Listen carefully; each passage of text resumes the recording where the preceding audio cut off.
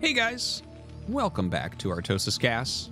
We're taking a look at JYJ, the former ASL champion, going up against Bisu, the greatest Protoss ever to have lived, on Dominator. Yesterday we had a Terran vs. Protoss on Dominator, and I actually thought it was a very interesting, case study in multitasking as well as expansion timing and factory adds. And then I saw, you know what? The same map and two players of basically the same level. Obviously, JYJ is a bit better than Ride Sky. There's no question there. A champion versus someone who hasn't qualified, but like it's, you know, they're actually not that far away in the world Terran rankings. And then, of course, Bisu is very close to Snow's level. Yeah, I would put Snow above Bisu in this matchup, but not a huge amount ahead. There was a time where Snow was like lapping everyone, but it's settled down. People have kind of figured out how to play against him a little bit better. And I actually think that Bisu has excellent PVT right now. I think he's like a top 4 Protoss vs. Terran player approximately. I think it's like Snow best, Stork, Bisu, Mini. Those are the guys that I look at and I'm like, these guys are really excellent in this matchup. With probably Mini and Bisu being a little bit lower than the other three. But anyways, yeah. I think this could be a fun one, kind of to compare to the other one. I love doing things like that. Like sometimes in my free time for stuff I don't cast, I'll download like a bunch of the same matchup on the same map and kind of compare what they're looking like. And yeah, I think you can learn a lot from that. Well, the game is going to look a lot different already. It's a Nexus first here from Bisu. Looking over at JYJ, he's going for the factory expansion. But as he scouts this, and he will scout it first, we may end up seeing a bust. One thing about busting here, first off, I think you have to go either 2-gate or the Forge variant. Let's see, if he puts a pylon up here, it will be the Forge variant. If he doesn't, we don't know what will happen.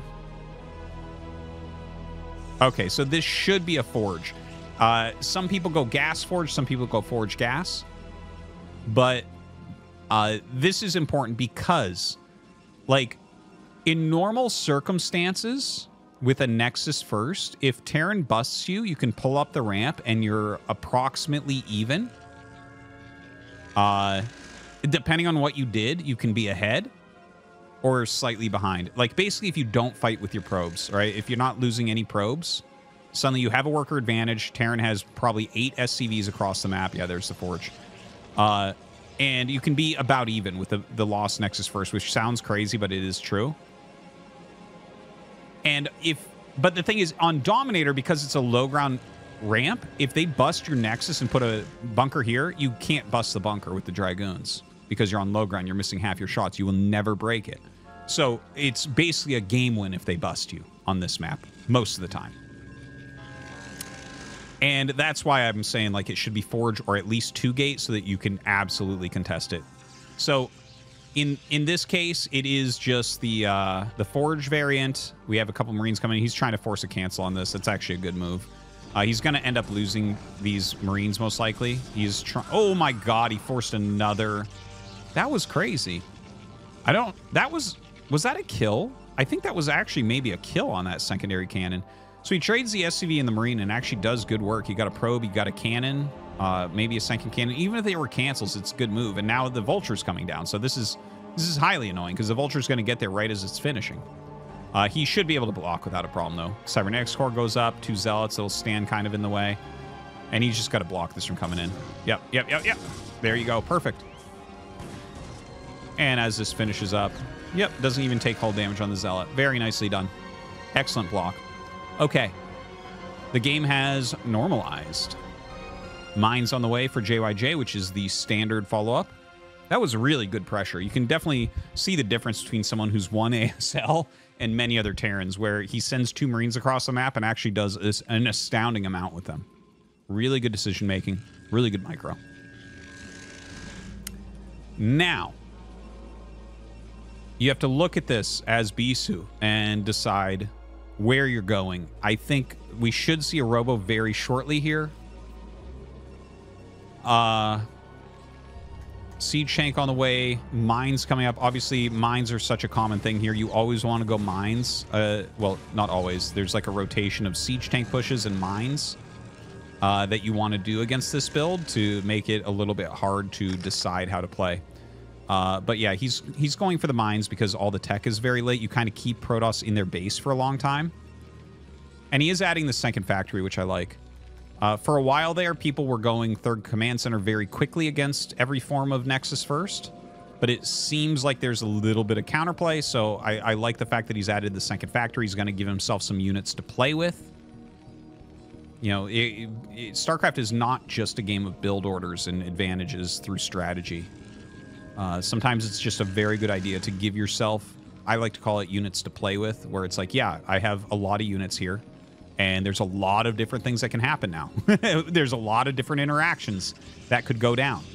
Whether that's Protoss attacking, Terran attacking, just light defense, tactical movements around the map to slow down, you know, a third base, that type of thing. Looking at the worker count, by the way, you can see it's about 7 different right now. And it'll go up a little bit. It'll jump around 7, 8 difference. That's actually standard for these builds. The Nexus First Forge, you don't have to skip any probes with. So it actually gives you the biggest worker discrepancy of all the matchups with any build orders. Factory expansion against Forge expansion is just a huge amount that you get. Now, Bisu here has gone for the Observer. He's going into Reaver Tech. He's had 2-gate Goon this whole time. And it looks like JYJ has decided to attack. Now, he's down 10 workers, so this attack has to do something. If he just loses the units, the game is Bisu's. All right. Very good so far. He is getting Vulture speed, by the way. And rallying down just pure Vulture right now. So it's just 3 siege tanks. 3 siege tanks, 1 shots a Goon. There's like definitely a reason that you go 3 siege tanks. Okay, Bisu's starting to come out. Oh, you do want to target these onto Dragoons. And notice how he makes a wall here against Bisu so that Bisu cannot get forward. Even if Bisu wanted to micro forward and target tanks, he could not because it was literally a wall of units. And if you can do that, these units shred shields really well. They can clear zealots well. You just want to make sure you're targeting the siege tanks onto those Dragoons. And we saw this really expertly done. Now, JYJ continues to press forward here.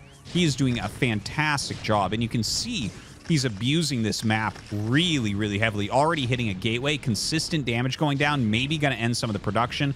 Had to remake his cybernetics. A couple more gates going up down there as well. This Nexus, it looks like Bisu's going to give it up. He's standing here to make it like you can't just run up and kill it with everything you have. Now, here comes a Reaver and Shuttle. Does Bisu have real potential here to break this?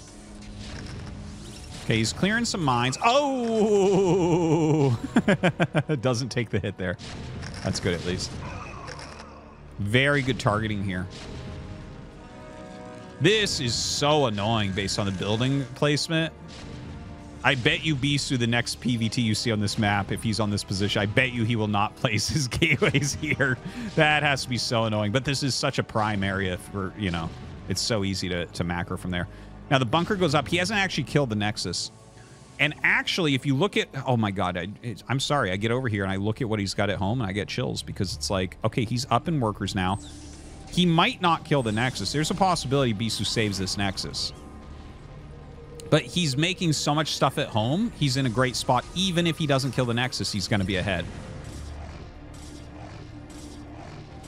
And look at this. He's got Goliaths to help out with this. He is inching in to kill this Nexus. He actually didn't siege that secondary tank. If he had moved this up and siege this, it'd be much, much better. But a lot of heavy micro going on over here. Trying to get a big Reaver hit on these Scarabs. Oh, he actually... Oh, I didn't realize he had already hit the tank once. Yeah, going to start getting some SCVs as well. Don't want to Tulbo this shuttle. Got to be careful about that. Wow, he's actually getting a lot of damage suddenly. Oh, my God. So we went from 47 workers to now 38. So that's like he killed a lot with that shuttle. That was really expertly done by Bisu.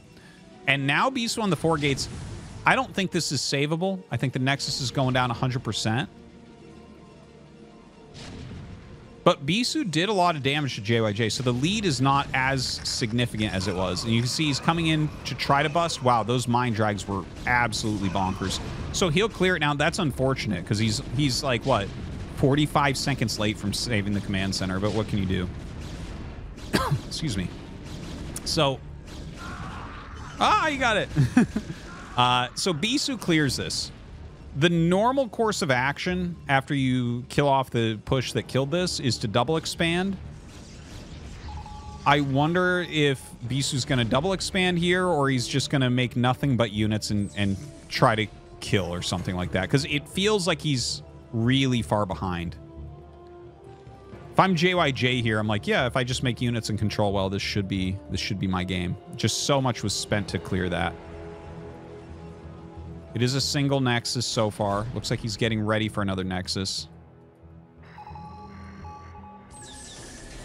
Ooh. Oh, he gets the Observer out. That's actually a big deal. Every single unit right now for Bisu is very mattering. I don't know if that's good English right there. Sorry, don't know if that's well English right there. Now, this push, I don't think he can stop this. If Bisu breaks through this... That's like snow level stuff. Yeah.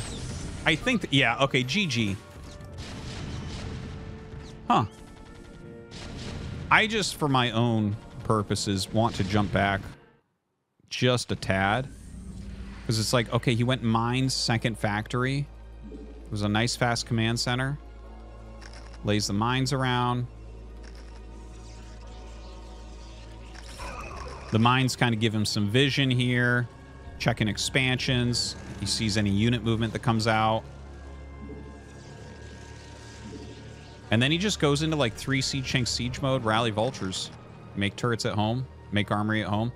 What a clean play. I think that very importantly here, he got up into position right before the Observer was there. And watch this. Let's just look at the wall again. Well, it's not right at this second because he pulls back. He kills a goon there. Okay, that was a mistake. He has good spread on tanks. If you commit towards the tanks, the back one will hit. Meanwhile, these two are... It's oftentimes good to have a stifled back position, so if they commit further, they're in more trouble. So here, we're going to see the wall in a second here. Okay? Because this, like...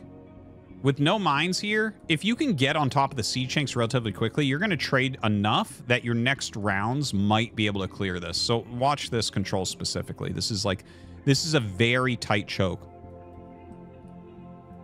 So I'm slowing the game down just slightly. See this wall of units? Now, he did let a siege tank hit that zealot, which killed one of the vultures, so that's a bit of a mistake. You definitely want to focus fire the siege tanks on dragoons here. But he keeps this, and you can see the way that Bisu moved up there. You saw those steps right there? He was, like, moving up. He's trying to get ready to possibly go in and snipe tanks. And the wall is just like, no, this is impossible. Really good control there from JYJ. Really excellent control. Okay. I'm right now mentally committing these ideas to mine to try. All right, guys. Thanks for watching. I hope you enjoyed. And we will see you next time.